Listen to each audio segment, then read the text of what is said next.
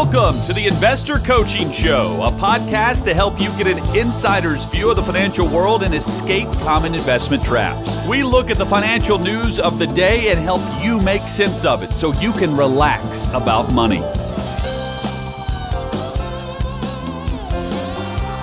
There was kind of a milestone this week, November 10th. Not only was it the 250th birthday of the United States Marine Corps, Semper Fi, but it was also Warren Buffett's final stockholders letter on Berkshire Hathaway.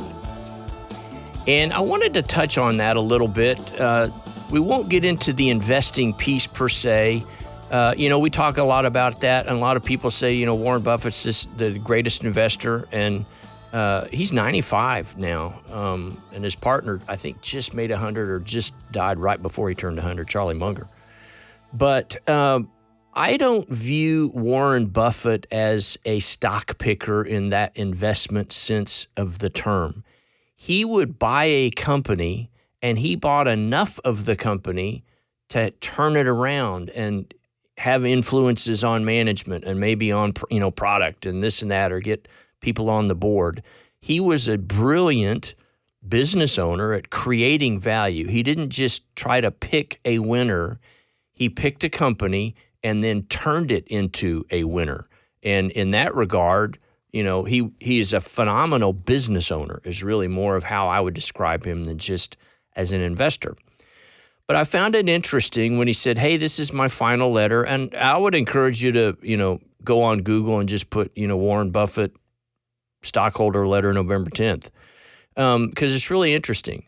But here's this man, hugely wealthy, one of the wealthiest people in the world, giving away a ton of his money, and as well as, giving to his kids and so forth.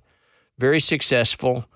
And yet in his final letter, most of it is around the people that he was associated with over the years, talking about Charlie Munger, talking about, I forget, Don, someone that became the head of Coke. And of course, Berkshire Hathaway is an enormous shareholder of Coca-Cola.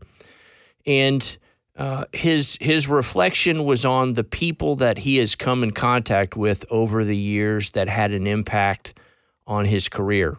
And so, again, as we get to the end of the year, that's also something good to reflect is, get a sense of gratitude. But, what relationships have got me to where I am today? Very few of us are totally self-made, if any, are totally self-made people. It could be a spouse, could be a teacher, could be a professor. It could be your producer on a Saturday afternoon that kind of pulled you out of the fire or something like that every once in a while. But, relationships are what make the world go around ultimately. I do want to read from the last paragraphs of his letter. It's several pages, but I'm only going to read about a half a page here. It's just under the heading, A Few Final Thoughts, because I think it's instructive to all of us of, where priorities should be. One perhaps self-serving observation. I'm happy to say I feel better about the second half of my life than the first. My advice, don't beat yourself up over past mistakes. Learn at least a little from them and move on. It is never too late to improve. Get the right heroes and copy them. You can start with Tom Murphy. He was the best. Remember Alfred Nobel, later of Nobel Prize fame, who reportedly read his own obituary that was mistakenly printed when his brother died and a newspaper got mixed up. I had never heard that story. He was horrified at what he read and realized he should change his behavior.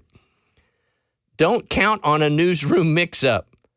Decide what you would like your obituary to say and then live the life to deserve it.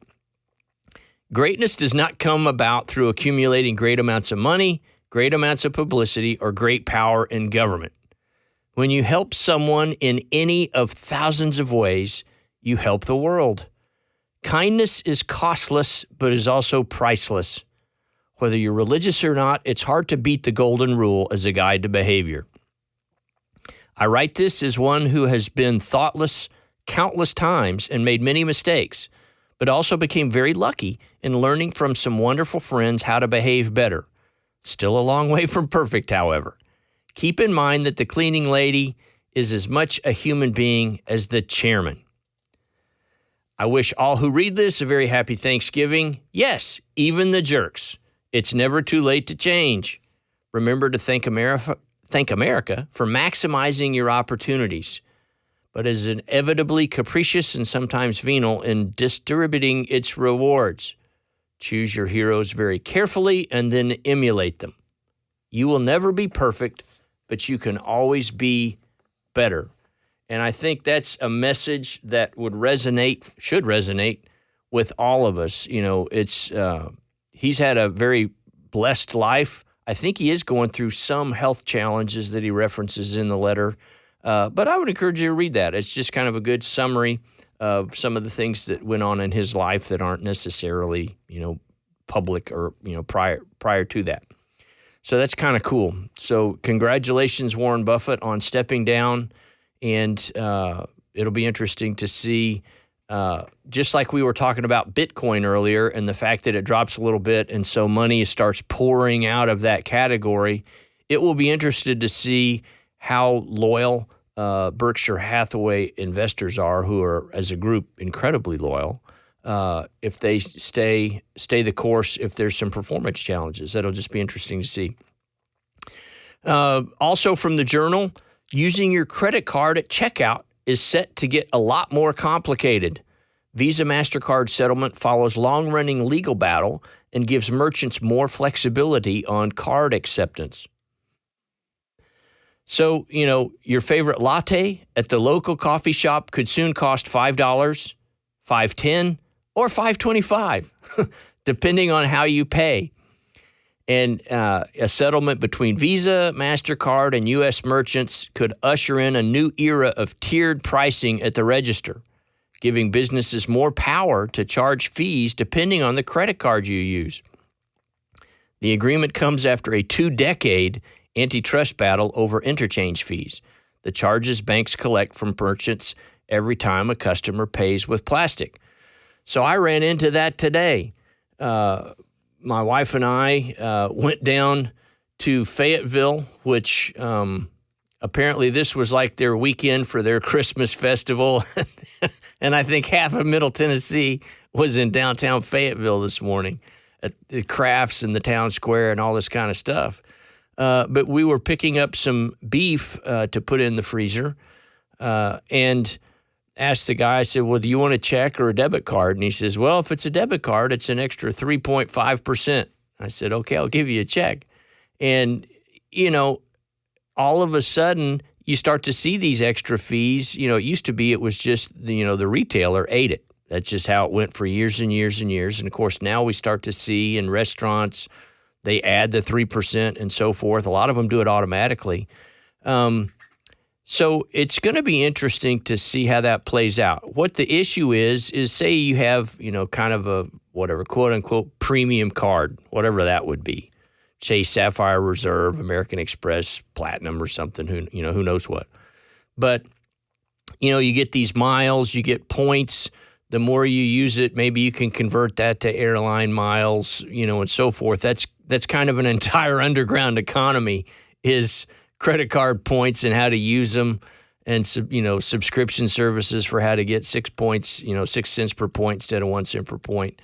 Like I said, it's kind of like a black market. But if you have cards that don't have these benefits, they may be cheaper when you purchase something than a premium card. You might have a higher fee at the register, and the computers are smart enough that they can just tell, which card, or they may even ask which card, and then ring it up and you get charged accordingly. So that's going to be interesting to see how that plays out, if it changes consumer behavior, if people start paying more cash for things. I pay cash quite a bit anymore because I just get the dry heaves thinking about a 3% charge, for a sandwich or something like that. And I'm paranoid of ID theft. And so a lot of times when I travel, especially at airports or kind of out of the way spots, I pay cash because I don't want anybody to have a record of my, credit card.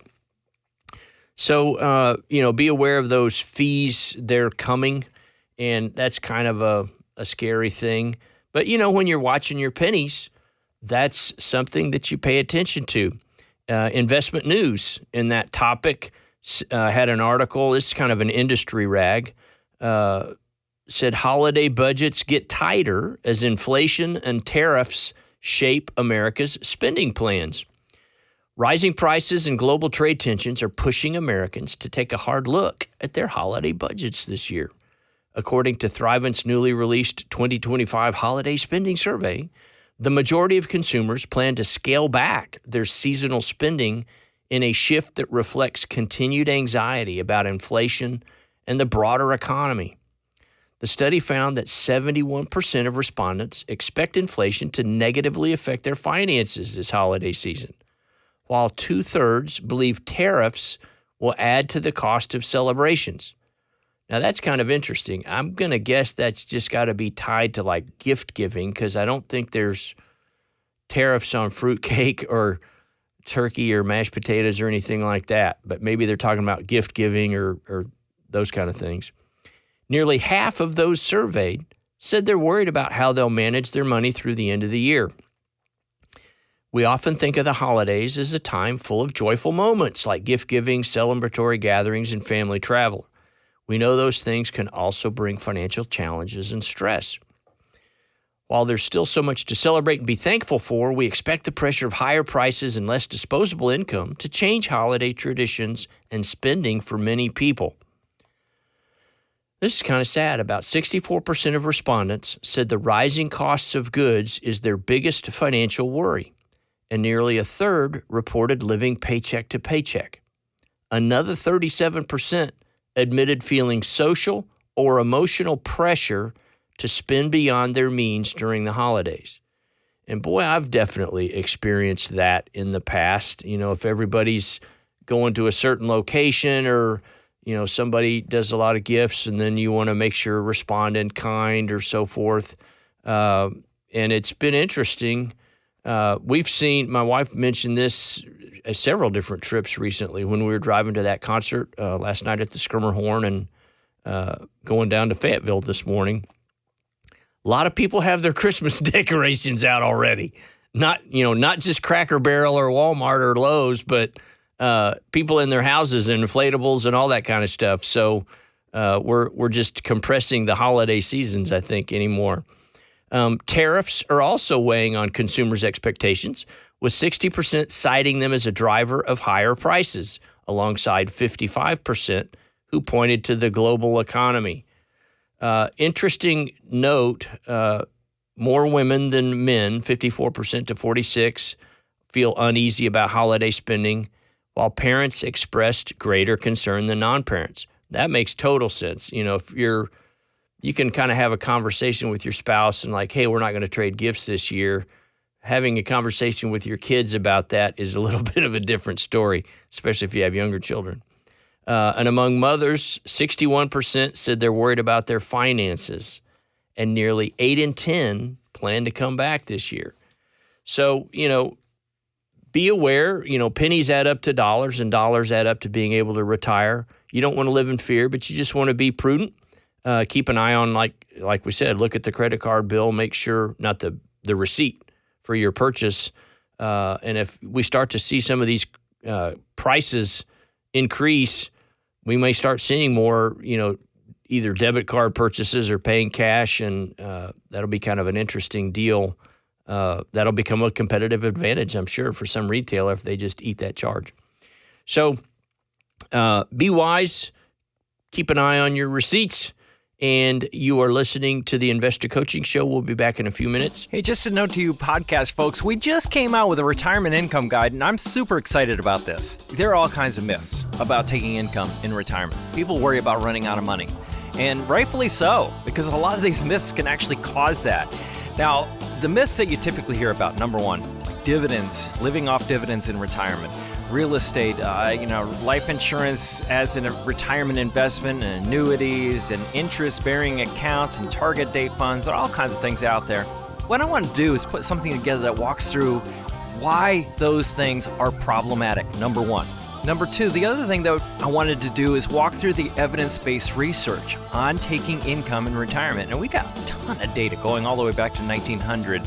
Hey, what's the logic behind it? And it's intensely logical. So we put that together, and all you have to do to download that, making it super simple, just go to paulwinkler.com/relax, and you can actually get into that very easily right there. So I would urge you to do that. Check it out, because I think you're going to really like it. paulwinkler.com/relax. Welcome back to the Investor Coaching Show. And I have an interesting article out of Morningstar, Christine Benz, and it's the case for a good enough portfolio.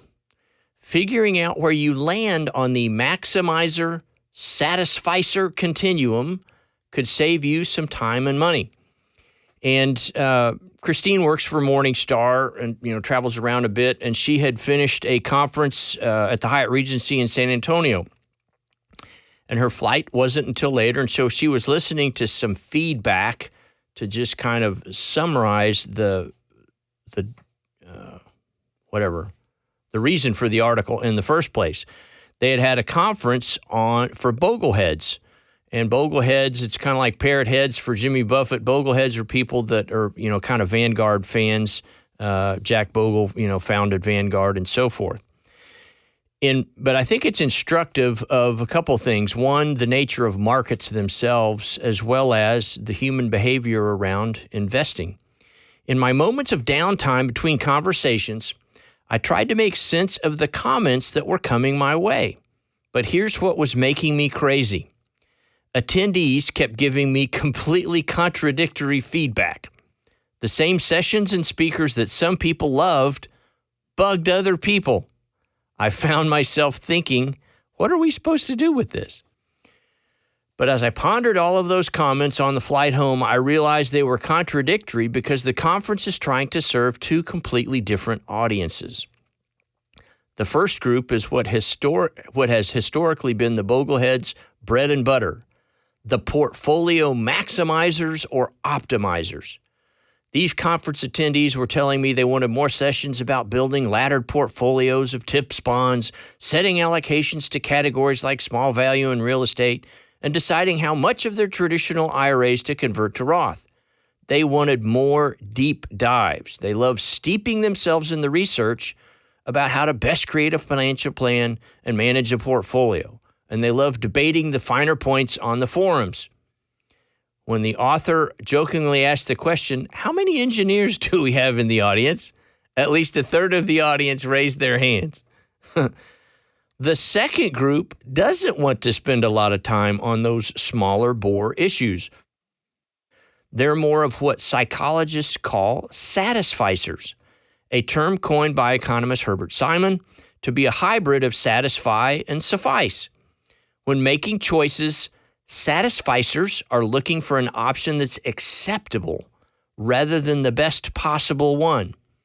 The satisficers that I heard from the conference told me they were more interested in big picture topics, finding enough, retirement lifestyle considerations, leaving a legacy for their kids, and so forth.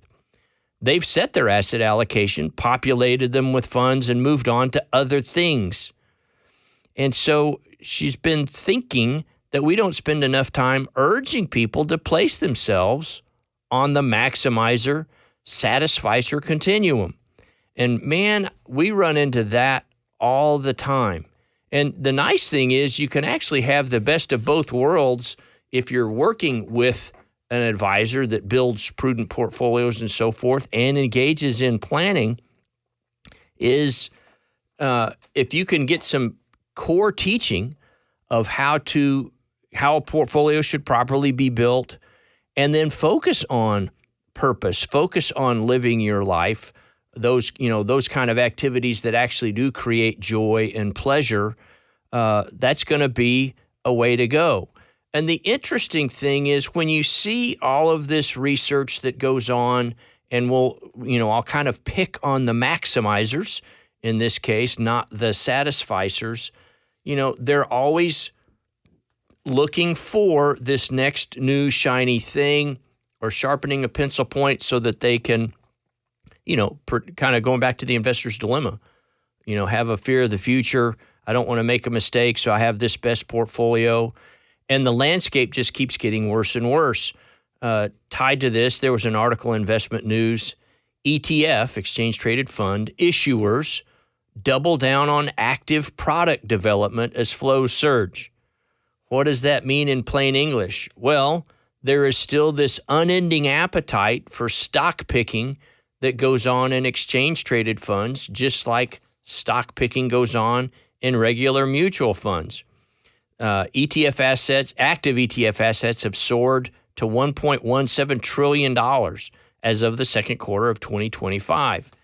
And so, you have people at these conferences or, forget the conference, doing their own research and so forth, and they're trying to, find the next horizon, the next best investment. And ultimately, it leads to bad behavior, even if their motives were pure. Executing on those things typically costs them more than the cost of the research, and they don't get the performance that they think they should have. And so the interesting thing of this, pointing out in the article, is talking about the ETF issuers. So these people are the ones manufacturing the product. And in the investment world, a lot of investment products are just that. They're manufactured, just like somebody manufactures a telephone. But they're concentrating on wirehouse and independent RIA channels. 39% of issuers rank the wirehouse channel as their top choice. Why? Because that's the people that charge commissions for moving product and all of those kinds of things. Hey, this is Paul Winkler. Hope you enjoyed today's edition of the Investor Coaching Show. If you want to learn more about what we do, go to our website, paulwinkler.com. Until next time, I'm Paul Winkler, reminding you that I believe that more educated investors are more confident investors, and confident investors are more successful investors. Have a great one. Advisory services offered through Paul Winkler, Inc., an SEC-registered investment advisor. The opinions voiced and information provided in this material are for general informational purposes only and not intended to provide specific advice or recommendations for any individual. To determine what investments are appropriate for you, please consult with a financial advisor. Paul Winkler, Inc. does not provide tax or legal advice. Please consult your tax or legal advisor regarding your particular situation.